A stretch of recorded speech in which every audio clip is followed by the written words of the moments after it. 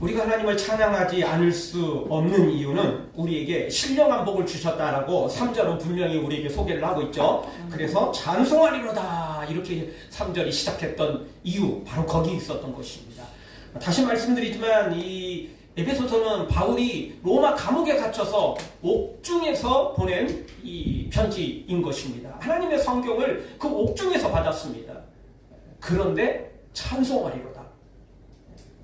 기뻐하고 즐거워하고 감사하고 이렇게 영광을 돌리고 있습니다. 다시 말씀드리지만 그는 이때만 그런 게 아니고 예전에서 빌립보 감옥에 갇혔을 때도 매를 맞고 그리고 쇠사슬에 묶여있는 그때에도 찬송하다가 옥문이 갈라지고 엄청난 기적을 체험했던 사람 바로 바울 아니겠습니까? 그러면 왜 이렇게 찬양했습니까? 이유는 신령한 복을 하나님이 주셨기 때문에 매를 맞아도 감옥에 갇혀도 고통스러워도 하늘의 신령한 엄청난 그 복을 받은 바울은 그 복 때문에 조금 매 맞았다고 조금 감옥에 들어가서 힘들다고 어렵다고 그 하나님의 사랑을 잊어버리지 않았던 것입니다. 너무 큰 은혜를 너무 큰 복을 받았기 때문에 사소한 것들은 인생에 다른 것들은 그냥 사소한 것에 불과했던 것입니다. 그래서 그는 자기 모든 걸 배설물처럼 여기고 오직 그냥 하늘의 신령한 복, 하나님의 그 복, 그 은혜, 그 천국, 그 상급 이것만 바라보며 표대를 향해서 달려갔던 사람 바로 바울인 것입니다. 바울은 진짜 하나님의 사랑을 잊지 않았어요. 우리는 너무 자주 잊어서 문제죠. 자주 희미해져서 문제죠. 바울은 절대 희미해지지도 않았고 절대 잊지도 않았어요. 물론 바울이라고 뭐 완벽하겠습니까? 아니에요. 바울에게는 사탄의 가시, 육체의 가시가 있었거든요. 그래서요 연약할 때마다 엎드렸고 이게 진짜 주님의 은혜가 아니면 나는 하루도 살 수 없다. 이거를 몸소 체험했기 때문에 그런 겁니다. 바울이라고 우리하고 뭐 달라서 그런 게 아니고 바울에게는 우리보다도 훨씬 더 육체의 가시가 있었습니다. 질병이 있었거든요. 이 놀라운 능력을 행하는데도 그 질병 때문에 그는 겸손해야 됐고 이런 약한 나를 하나님이 택하셔서 이렇게 큰 일을 하게 하신 것에 감사하면서 주님을 이렇게 감옥에 들어가도 매를 맞아도 찬송하고 또 찬송했던 사람 바로 바울인 것입니다. 사실 예수 그리스도를 이 땅에 보내셔서 십자가에 죽으시기까지 우리를 살려내신 그 놀라운 사랑을 생각하면 사실 나머지 것들은 아무것도 아니잖아요. 이미 모든 걸 준 거 아닙니까? 우리의 생명도 귀한데 예수님의 생명이라니 이게 어떻게 상상할 수 있겠습니까? 그리고 나머지도요. 우리만 준비되면 다 받을 수 있어요. 우리가 준비되지 않아서 못 받을 때가 너무 많은 거죠.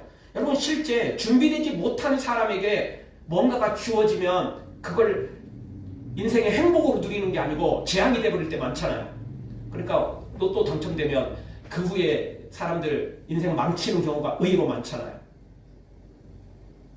하루아침에 인기 연예인이 되고 뭐 이런 사람들 나중에 다 이상해지는 거 알고 계시잖아요.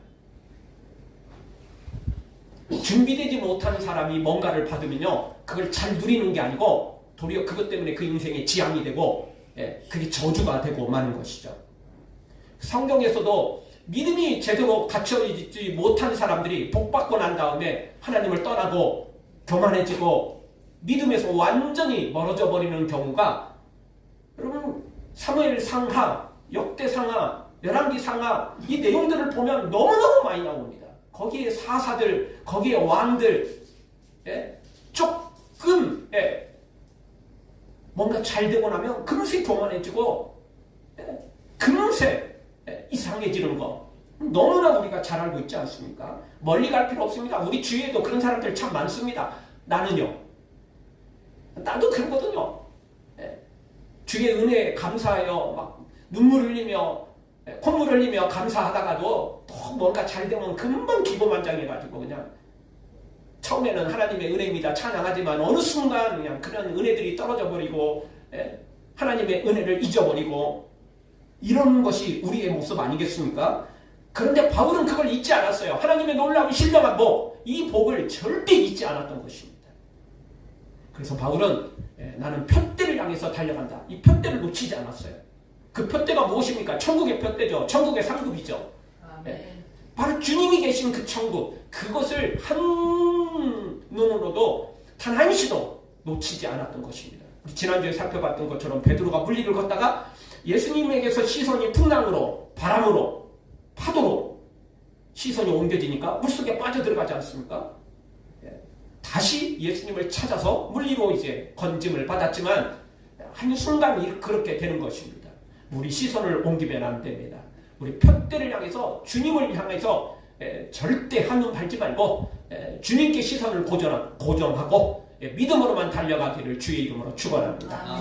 오늘 성경 4절에서는요, 그 신령한 복이 무엇인지, 도대체 바울은 이 신령한 복이 도대체 얼마나 큰 복인지, 이걸 얼마나 누렸는지, 감옥에 갇혀도 매를 맞아도 절대 잊지 않고 찬송했던 사람, 그 신령한 복이 무엇인지 오늘 성경이 구체적으로 보여주고 있습니다. 첫 번째, 바울이 누렸던 신령한 복, 또 우리가 누리는 신령한 복은 어떤 것이냐면 창세전에 그리스도 안에서 우리를 택했다는 것입니다. 사실 오늘 성경은 놀라운 말씀을 전해줍니다. 4절을 다시 한번 보죠. 상반절 말씀, 우리 한 목소리로 같이 4절 같이 보겠습니다. 곧 창세전에 그리스도 안에서 우리를 택하사. 우리를 택했는데 언제 택했다고요? 창세전에. 정말 이게 놀라운 말씀입니다.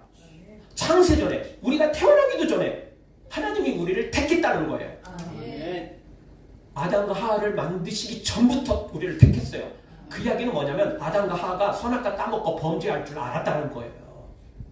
그걸 아시고도 하나님은 모든 걸 진행해 가셨는데, 하나님이 하신 일은 우리를 선택해 놓았다는 거예요. 그 선택해 놓았다는 건 그리스도 안에서 선택을 한 것이거든요. 즉 예수님께서 이 땅에 내려오셔서 십자가 지시고 죽으신 것까지 계산하고 그 예수 그리스도의 십자가 보혈로, 예수 그리스도의 십자가 공로로 우리를 택했다라는 그 말씀인 것입니다. 여러분, 세상에서는요 다 조건이잖아요. 조건 안 되면 어떤 것도 받을 수 없어요.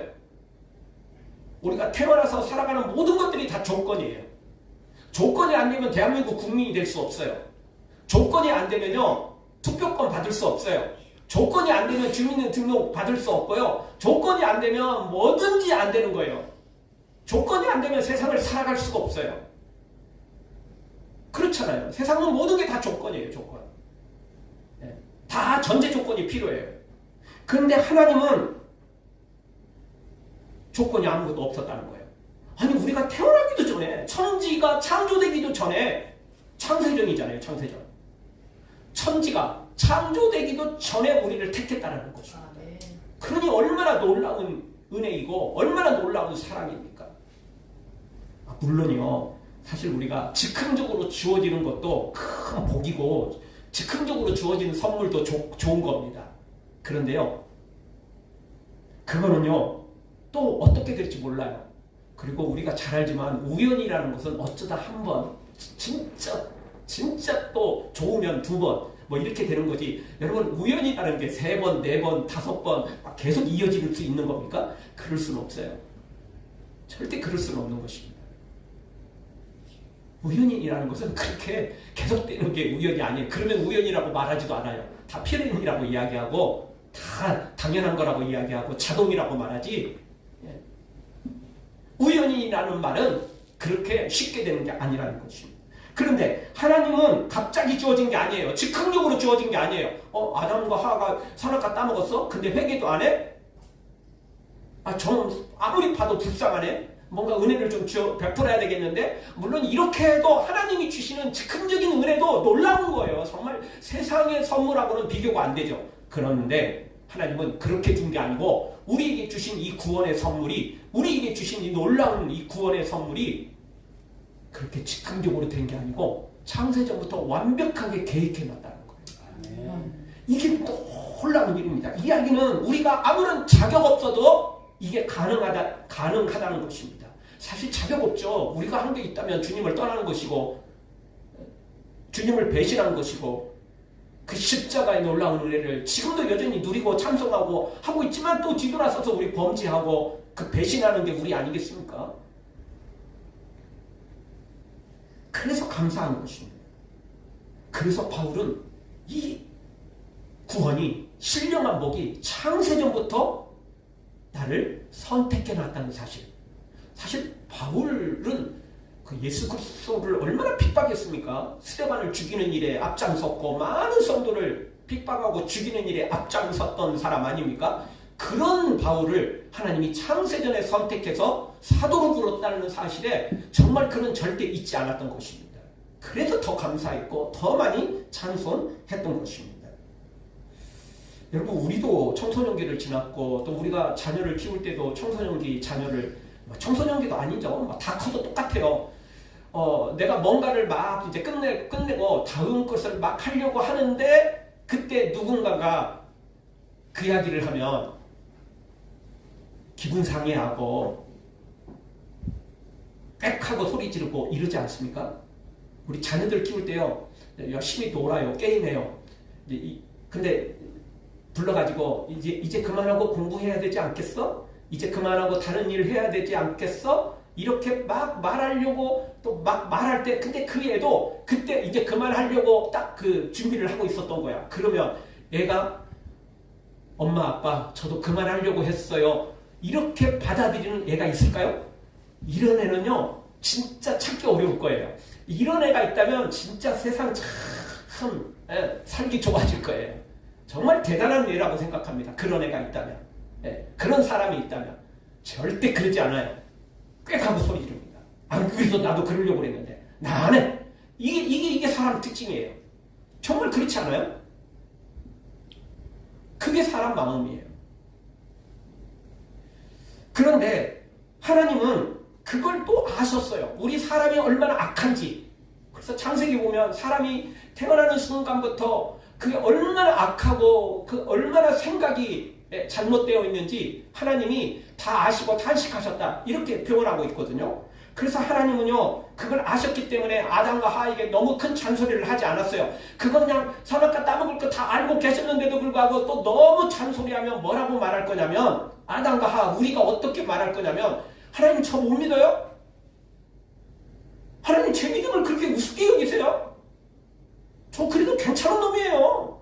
이러면서 하나님께 대들고 괜히 날 의심한다고, 괜히 날 못 믿는다고 하나님 앞에 항의할 사람들이 바로 우리라고요.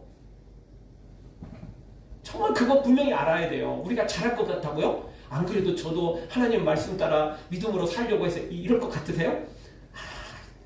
그럴 성도 있으면 저나 여러분이나 진짜 다 예수님 닮은, 이미 예수님 닮은 사람들이었을 거예요.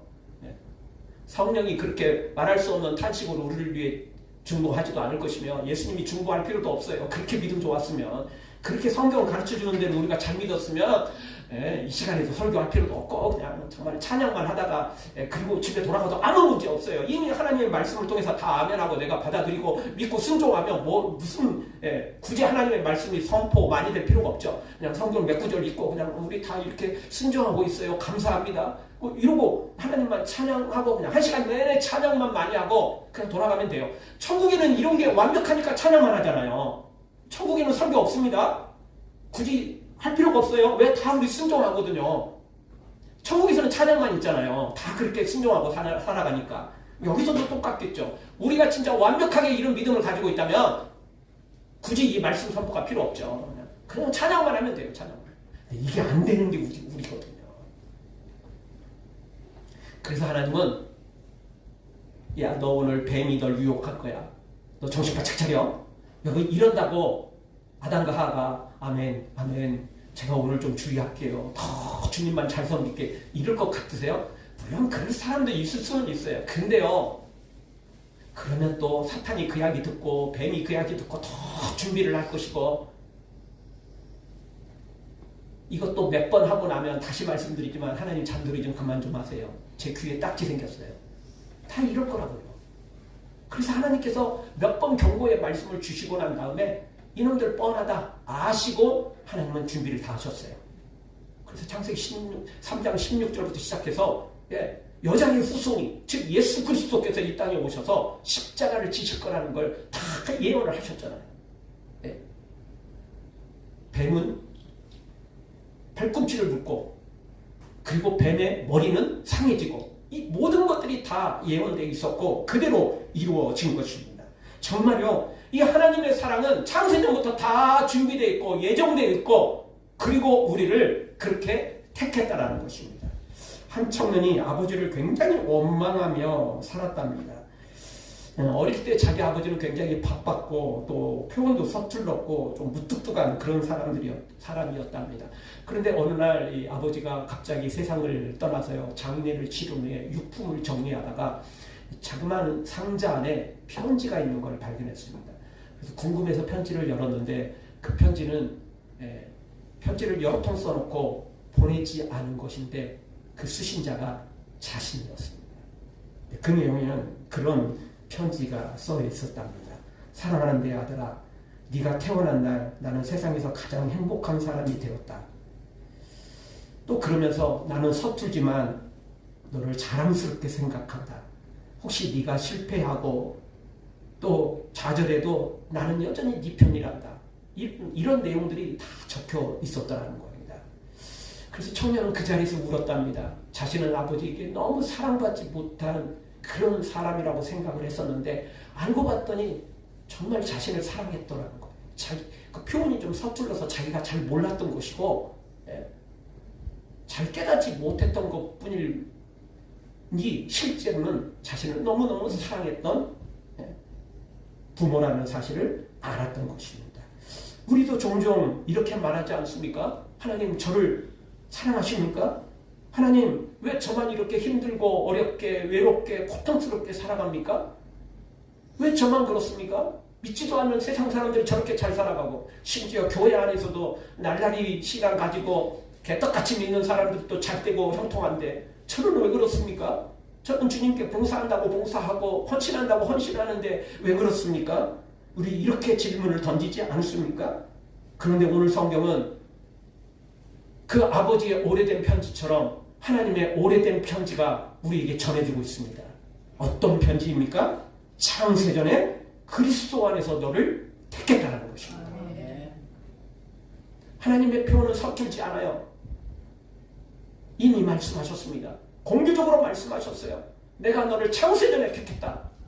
분명히 오늘 성경에 또 말씀하고 있는 것입니다. 바울은 이걸 일찌감치 깨달았기 때문에 철들었고 정신 바짝 차리고 그 힘든 중에 감옥에 갇혀도 매를 맞아도 어떤 고난과 환난이 있어도 하나님을 찬송하고 영광 돌리며 감사했던 사람이 바울이고 우리는 이걸 제대로 깨닫지 못하기 때문에 조금만 어려우면 불평이 나오고 원망이 나오고 항의를 하고 이러는 거 아니겠습니까? 사랑하는 성도 여러분, 다시 한번 우리 창세전에 나를 택했다는 이 말씀을 잊어서는 안 되는 것입니다. 하나님은 정말 아무 조건 없이, 그렇다고 진짜 조건이 없는 건 아니에요. 사실 조건이 있긴 있어요. 그 조건이 뭐죠? 예수 그리스도죠. 십자가죠. 근데 그거는 우리가 한 게 아니잖아요. 그 조건은 예수님이 이루신 거예요. 하늘 보좌 버리시고 이 땅에 내려오셨고 고난을 당하시고 십자가를 지시면서 죽으시기까지 그 조건을 다 이뤄놨어요. 왜? 우리가 못하니까. 우리가 못할 거 예수님이 아시니까 이 땅에 내려오셔서 그 일을 다 이루신 거예요. 그리고 우리한테는 그냥 주신 거잖아요. 사실은 엄청난 조건이 있지만 우리가 한 게 아니기 때문에 우리에게는 아무 조건 없이 이렇게 하나님이 택하셨고 이렇게 구원의 자리에 이르게 된 것입니다. 이 엄청난 은혜를 복을 받았으니 우리가 감사하지 않을 수가 없는 것입니다. 그래서 바울은 이 신령한 복, 창세전에 택했다는 이 복, 그래서 감사하고 찬양했던 것입니다. 사랑하는 성도 여러분, 즉흥적이 아니라 미리 아시고 준비하였다가 독생자까지 보내셔서 십자가를 통하여 우리를 구원하신 이 창세전에 선택해서 준비하시고 이루시는 그 하나님의 놀라운 그 은혜와 사랑에 감사 또 감사 찬양하기를 주의 이름으로 축원합니다. 두 번째, 바울이 이렇게 찬양했던 신령한 복은 무엇입니까? 그것은 하나님의 사랑으로 이 모든 것들이 이루어졌다는 것입니다. 하나님께서 이런 일을 하실 때 강제나 억지가 아닌 사랑으로 이 모든 것들을 이루신 것입니다. 그래서 바울도요, 나도 하나님을 사랑하는 마음으로 모든 것을 행하리라 이렇게 다짐을 했던 것입니다. 여러분, 아무리 좋은 것도 억지로 하고 또 강제로 시키면요 재미없고 스트레스 받고 금방 우리에게 삶에 아주 큰 부담이 되는 것입니다. 여러분 자녀들도 똑같잖아요. 여러분 강제로 공부시키면 공부됩니까? 잘 안 되기도 하지만 바나나가 되는 것입니다. 영적으로도 똑같습니다. 하나님은 우리를 로봇으로 만들지 않았어요. 리모컨 뚝 누르면 알아서 켜지고 꺼지고 그리고 그냥 움직이는 이런 로봇으로 만들지 않았어요. 하나님은 우리에게 자유의지를 주셨고요. 그리고 감사함으로 자유함으로 사랑으로 하나님이 섬기기를 하나님은 원하세요. 진짜 하나님이 우리를 로봇으로 만들었다면 그냥 오늘 그냥 리모컨 쫙 눌러가지고 오늘은 주일이니까 모든 사람들은 다 교회로 가라. 교회 와서도 리모컨 딱 눌러갖고 졸지마. 딴짓하지마. 리모컨 딱 눌러가지고 채널 고정. 하나님께 고정. 찬양에 고정. 이렇게 다 했을 거라고요.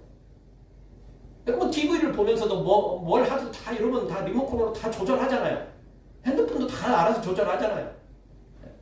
하나님 다 그렇게 하셨을 거라고요. 근데 하나님은 그런 걸 원하시지 않으세요. 하나님이 원하는 건요 사랑으로 감사함으로 기쁨으로 이렇게 섬기는 걸 하나님이 좋아하세요. 그래서 우리를 로봇으로 만들지 않았어요. 리모컨 띡 눌러가지고 알아서 조절이 가능하도록 우리를 그렇게 만들지 않았어요. 하나님은 우리가 기쁨으로 감사함으로 하나님 섬기기를 원하세요. 그걸 하나님이 기뻐 받으시는 거예요. 그래서 하나님은 우리에게 자유를 주셨고 그리고 무엇보다도 하나님은 사랑이잖아요. 그리고 우리에게도 역시 그 사랑으로 살아가고 그 사랑으로 신앙생활하고 그 사랑으로 기도하고 그 사랑으로 찬양하고 그 사랑으로 살아가기를 원하신다는 것입니다. 요한일서 4장 8절을 보시면 우리가 너무 잘 아는 말씀이죠. 사랑하지 아니하는 자는 하나님을 알지 못하나니 이는 하나님은 사랑이심이라. 아멘. 하나님은 사랑이세요. 그래서요 사랑하는 자만이 하나님을 알 수 있어요. 사랑하지 못하면 하나님을 알 수 없어요. 하나님도 사랑으로 모든 걸 이루셨고요. 진짜 사랑 아니면 어떻게 이렇게 배신한 자를 위해서 독생자를 아들을 보내어 십자가에 죽으시기까지 하시면서 우리의 구원을 이루셨겠어요. 사랑 아니면 설명 안 되는 거잖아요. 투자 가치가 너무 없잖아요, 솔직히. 사랑 때문에 독생자를 보내시고 아들을 보내셔서 십자가에 죽으시기까지 우리를 구원하신 거 아니겠습니까? 사랑 때문이에요. 사랑. 다른 거 아니에요. 사랑이에요. 사랑. 또 16절도 보면 이런 말씀을 우리에게 주십니다. 16절 하나님이 우리를 사랑하시는 사랑을 우리가 알고 믿었느니 하나님은 사랑이시라. 사랑 안에 거하는 자는 하나님 안에 거하고 하나님도 그의 안에 거하시느니라. 사랑해야 됩니다. 사랑. 하나님은 사랑으로 이 모든 걸 이루셨고 우리도 하나님을 사랑할 때 이 모든 것을 누릴 수 있는 것입니다.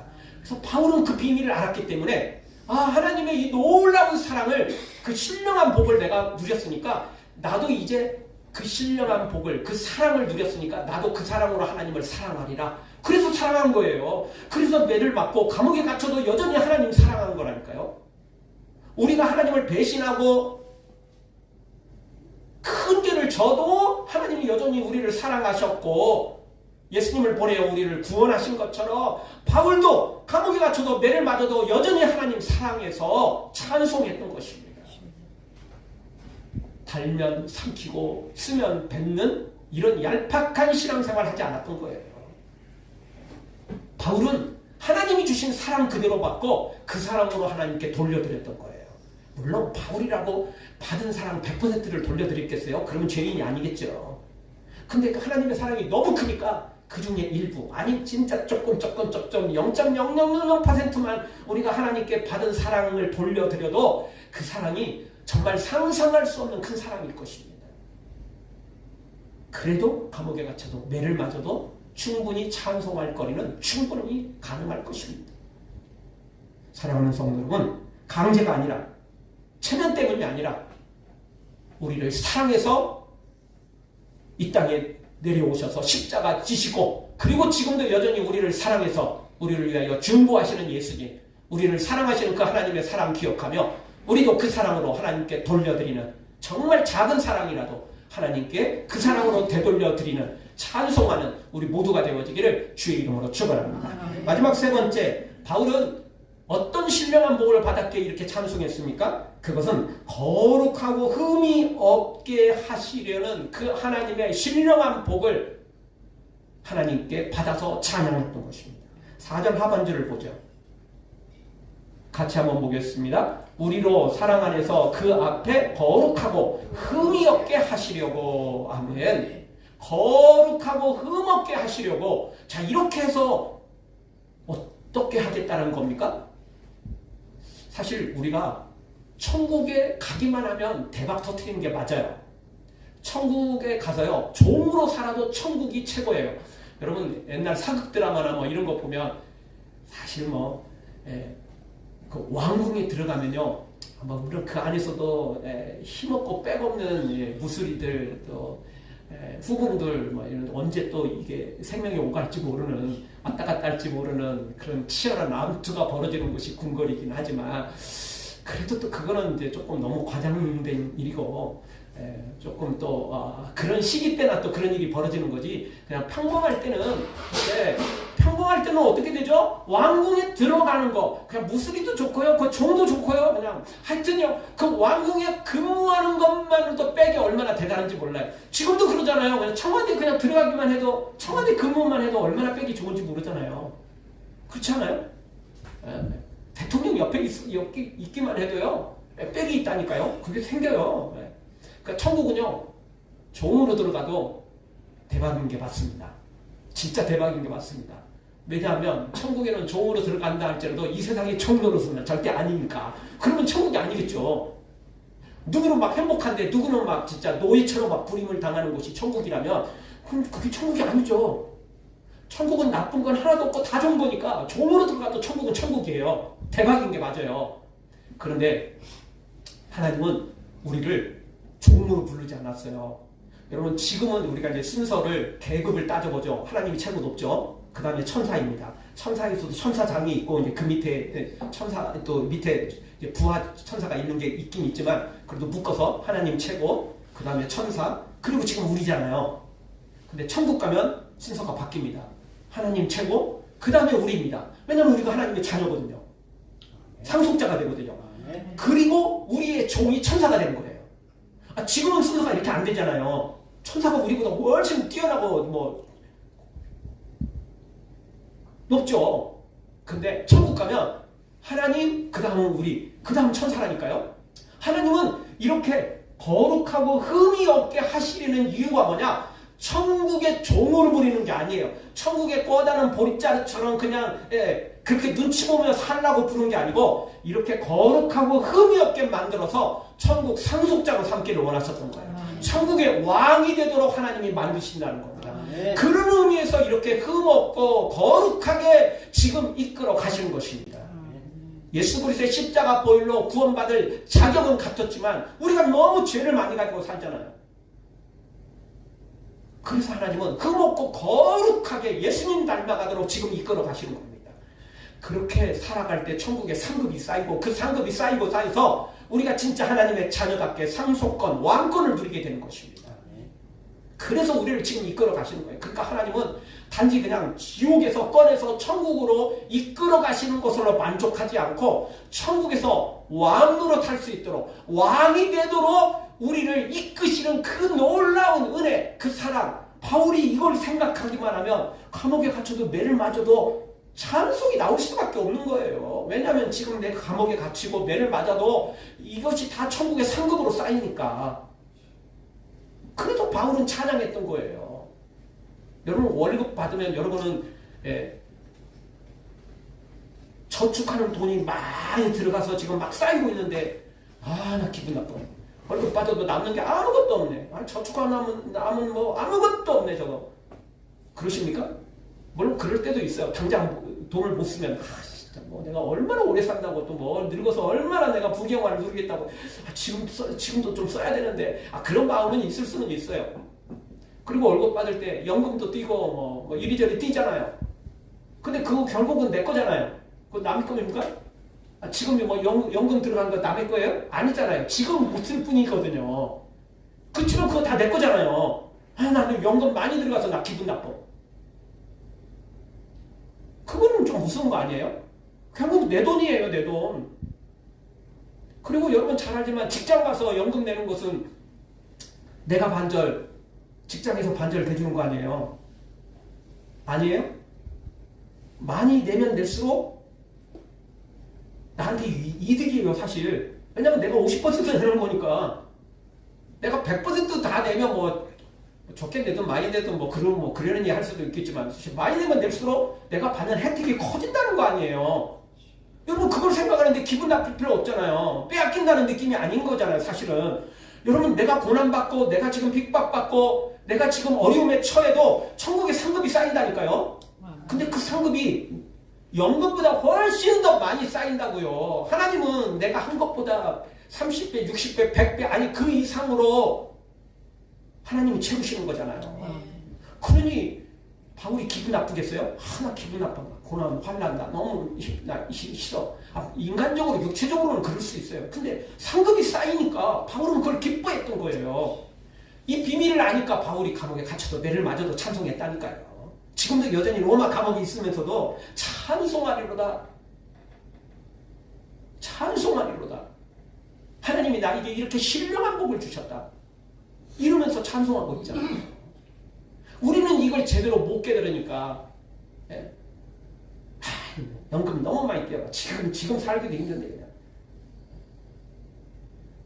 그냥. 이러고 기분 나빠하고 그냥 빼앗기는 것 같고 기분 나빠한다고 연금을 안 떼가지는 않습니다. 여러분이 싫어한다고 연금 안 떼가지는 않습니다. 그거는 어떻게 하든 떼가는 건 맞습니다. 나중에 다 돌려줍니다. 문제는 지금 내가 기쁨으로 내가 나중에 충분히 누릴 수 있어. 내 노년에는 내가 충분히 누릴 수 있어. 이걸 기쁨으로 지금 좀 힘들어도 나중에 다 쌓이고 내 거니까 기쁨으로 하는 사람이 있고 어떤 사람은 맨날 투덜투덜 난 지금 누리고 싶은데 난 지금 다 쓰고 싶은데 강제로 내 돈을 내 월급을 다 뺏어가. 이러면 이런 그런다고 해결이 됩니까? 그런 사람한테 연금 빨리 떼어줍니까? 그러면 그렇게라도 하십시오. 지금 필요하시면. 안 돼요. 그렇게 해도 안 됩니다. 신앙생활도 똑같습니다. 지금 원망, 불평, 이리저리 항의한다고 상황이 바뀝니까? 안 바뀌어요. 절대 안 바뀝니다. 안 바뀌어요. 근데 그 사람은 불행하게 신앙생활을 하는 거예요. 힘들게 신앙생활을 하는 거예요. 하루하루 사는 게 너무너무 힘들어지는 거예요. 대신 바울처럼 감옥에 갇혀도 찬송하고 매를 맞아도 찬송하고 고난과 환난을 받아도 찬송하면서 이렇게 신앙생활하면 얼마나 그 인생이 더 복되고 그리고 그게 복리 이자처럼 천국에 더 쌓인다니까요. 또 상급으로. 그렇지 못한 사람은 여기서 내가 일해놓고 그거 다 까먹어버리고 내가 일해놓고 그거 불평 원망하고 시험 들어가지고 다 그냥 날아가 버리고 별로 남는 게 별로 없어요. 그냥 별로 남는 게 없습니다. 여러분 그런 신앙생활 하지 말고 우리 오늘 바울처럼 신앙생활 했으면 좋겠습니다. 어떤 한 사람이 어릴 때부터 늘상 너는 왜 그것도 못하니 너는 왜 형만 못하니 이런 소리를 많이 들었답니다. 집에서도 학교에서도 사회에서도 늘 비교 대상이었고 친구들에게도 크게 환영받지 못한 사람이었답니다. 그래서 그는 점점 마음속에 이런 생각들이 굳어졌답니다. 나는 선택받지 못한 사람이다. 나는 누군가에게 필요한 사람이 아니다. 나는 있어도 없어도 아니 나는 남한테 피해만 되는 그런 사람이다. 이런 생각을 품게 되었답니다. 이러다 보니까 성인이 되고 난 다음에도 인간관계가 많이 깨어지고 직장도 오래 자리를 잡지 못하고 참 힘든 삶을 살았답니다. 자, 그러다가 그는 어느 날 혼자 울면서 정말 자신의 인생을 비관 많이 하면서 그런 말을 했답니다. 하나님이 있다면 왜 저를 이렇게 가치 없는 인생으로 만드셨을까요? 그러면서 하나님을 원망을 했답니다. 그래도 그는 또 하나님을 생각하면서 어느 날 교회를 들어가 앉았는데 그날 설교 본문이 바로 오늘 예배소서 1장 4절 말씀이었답니다. 창세전에 그리스도 안에서 우리를 택했다. 이 말씀이 그의 마음에 쏙 들어오게 되었답니다. 자기는 정말 너무 형편없는 삶을 살았는데 하나님이 자신을 창세전에 선택했다는 이 말씀이 마음에 꽂히자 그는 한없이 눈물을 흘리면서 하나님 앞에 다시 한번 감사를 드렸다는 것입니다.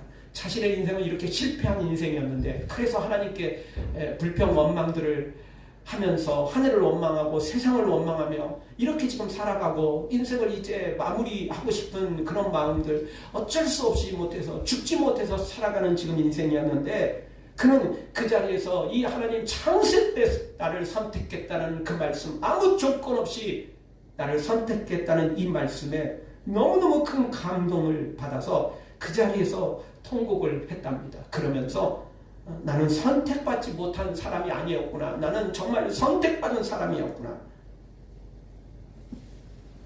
그렇게 감사하며 새로운 삶을 살아가게 되었다고 합니다.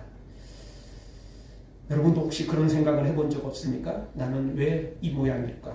나는 왜 이렇게 부족할까? 나는 왜 이렇게 선택받지 못했을까? 나는 왜 저런 사람들만큼 복을 받지 못할까? 아마 저나 여러분이나 동일한 생각을 가지고 있을 것입니다. 이런 생각이 들 때가 너무 많을 것입니다. 그러나 오늘 하나님 말씀하십니다. 창세전에 내가 너를 선택했다. 말씀하십니다. 사랑으로 너를 선택했다. 말씀하십니다. 그리고 거룩하고 흠이 없게 해서 너를 영원한 천국의 상속자로 왕권을 누리는 왕으로 너를 이끌 것이다. 하나님 오늘 말씀하십니다. 이 하나님의 말씀을 우리 귀담아 듣고 절대 잊지 말고 바울처럼 그래서 감옥에 갇혀도 매를 맞아도 고난과 환난이 있어도 천국의 그 상급 바라보며 그 신령한 복 바라보며 이미 누리고 있고 더 크게 천국 가서 누릴 그 놀라운 영광 바라보며 감사 찬양 영광 돌리기를 주의 이름으로 축원합니다.